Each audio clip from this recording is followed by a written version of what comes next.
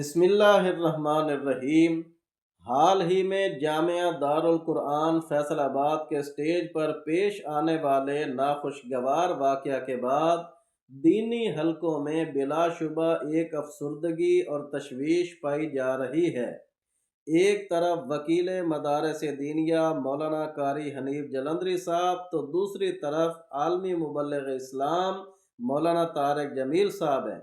جہاں تک بات ہے حضرت جلندری کی، تو ان کی خاموشی اور تحمل مزاجی کو ہر خاص و عام کی طرف سے سراہا جا رہا ہے۔ البتہ مولانا طارق جمیل صاحب کی ذات مسلسل موضوع بحث ہے کہ آپ کو ایسا کرنا چاہیے تھا یا نہیں۔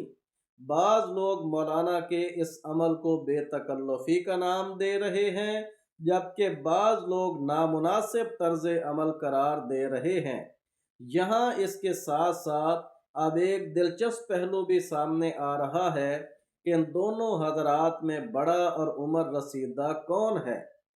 تو ناظرین، بڑا ہونا اگر تو قبولیت عامہ، شہرت اور پاپولرٹی کے اعتبار سے دیکھا جائے تو مولانا طارق جمیل صاحب بہت آگے ہیں۔ اگر مولانا حنیف جلندری صاحب اہل مدارس کی آنکھوں کا تارا ہیں، تو مولانا طارق جمیل صاحب کا نام نہ صرف یہ کہ دنیا کے کونے کونے میں جگمگا رہا ہے، بلکہ آپ کی زبان سحر بیاں بے شمار لوگوں کی ہدایت کا سبب بنی ہے۔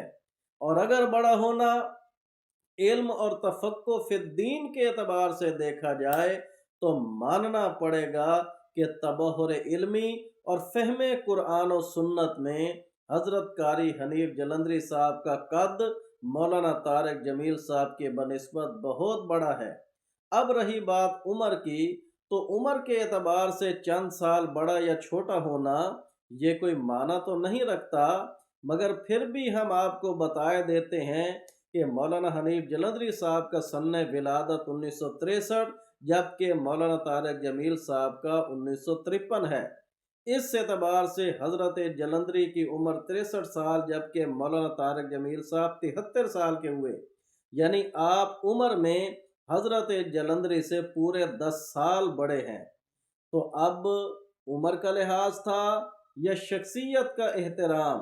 حضرت جلندری نے تو خاموشی اختیار کر لی اور ظاہراً کوئی رد عمل نہیں دیا، لیکن آپ کی خاموشی ایک سوال ضرور کرتی ہے کہ مولانا، اگر میری جگہ آپ ہوتے اور جو میرے ساتھ ہوا ہے بعین ہی آپ کے ساتھ ہوتا تو آپ کا کیا رد عمل ہوتا؟